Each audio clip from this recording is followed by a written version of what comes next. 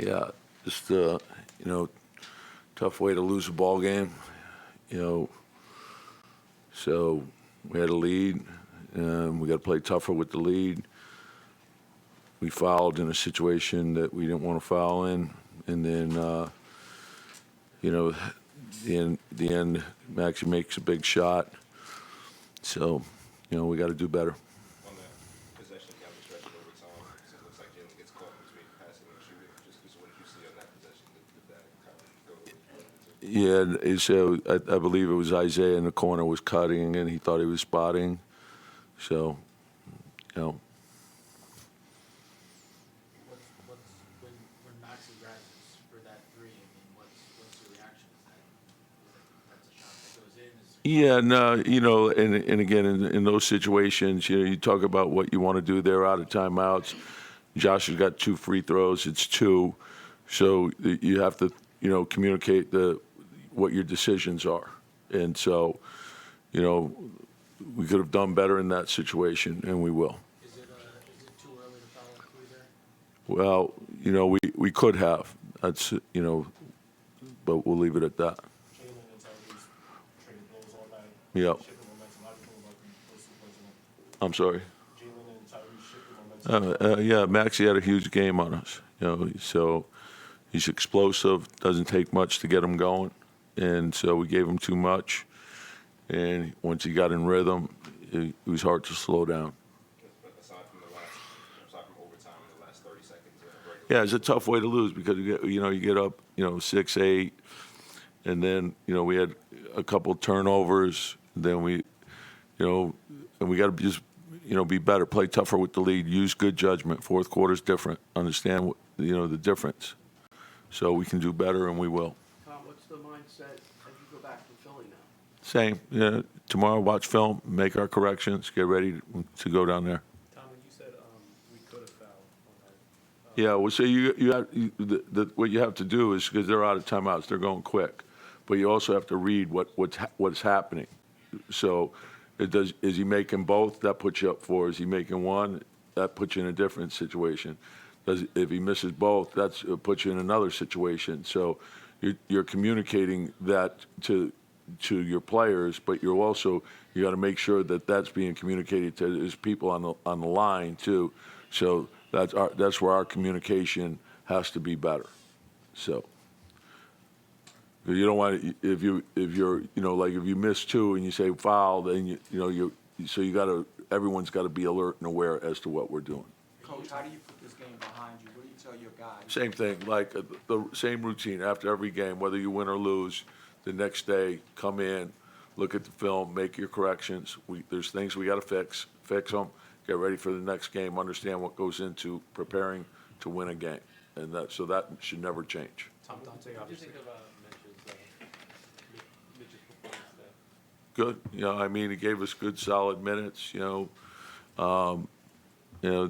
Embiid's a lot to deal with. I thought Isaiah, the 2 of them, and then our entire team. You got to guard him with your team. Tom Dante obviously hit the big shot in game 2, but he's had some trouble getting on track in these other games. Just what are you seeing? Yeah, just keep trusting your shot. He puts the work in every day. So open, shoot, guarded, make a play. Thanks, Coach. Yep. Well, we had to get up the floor quick and get a 3 ball up, right? I'm glad that we didn't mess around and try to keep working for something or whatever. We had a little play called that has a counter to it, and one of the options is him just pulling up. Now, I know that was a deep one, but he raced it up there and took his chance. What does it say about your team that you were able to just gut this one out and force it to extend? Well, I think the wasn't the greatest of circumstances. I don't think we played great. I think it was all it was guts. We hung in there. They made some huge runs in the first half. They made some really good plays as well to kind of continue to come back at us again. It seems like every time we get a 4-point lead, they'd take the lead again. But mostly we just hung in there, man. That's it. Embiid got put on his heels a lot in this game with Brunson and the pick and roll, but in that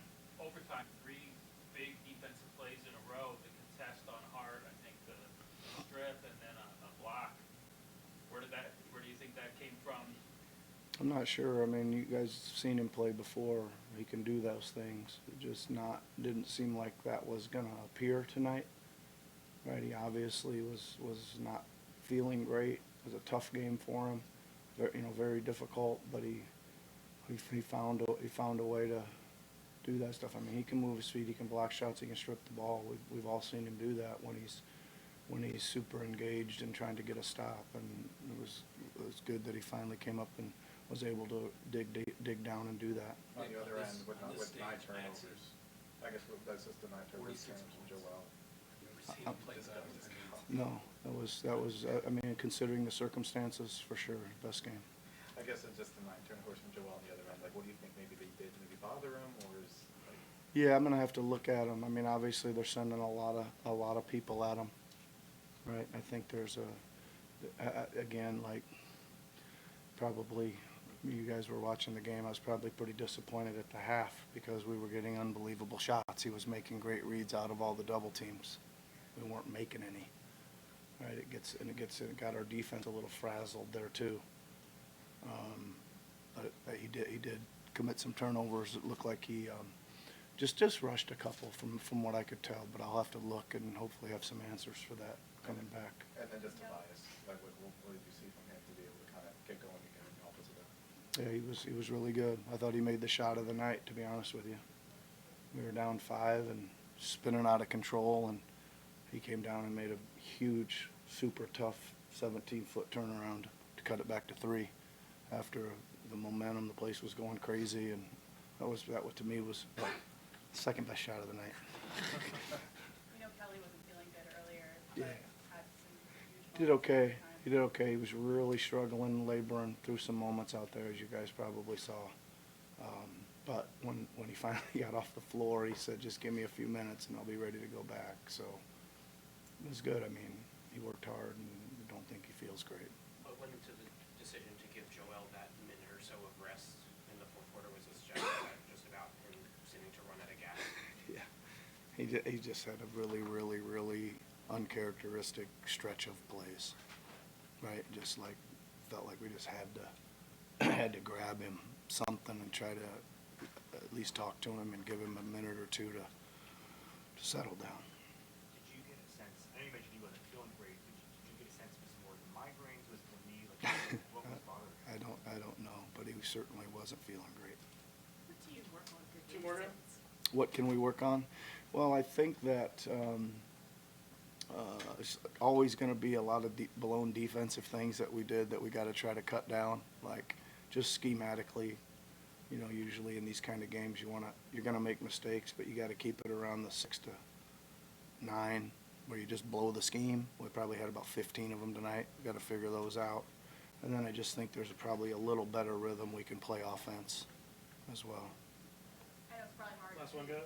zoom out from where you're sitting right now, but understanding what Tyrese was able to do tonight at 23 years old, where does that sort of, in context, rank among great performances you've seen, or how did you see it?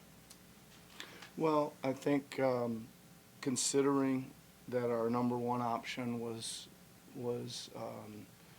struggling, right, for him to kind of say, all right, I gotta put this team on my back and go, and just kept encouraging him, like, to take his chances, take his shots, make plays, and he certainly did it, and he got in a rhythm and made a whole bunch of them. Thanks, Coach. Thanks, everybody.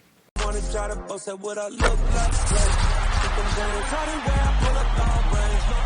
Jimmy with the heat, I'm on fire. It's NBA over here, 2 and 5.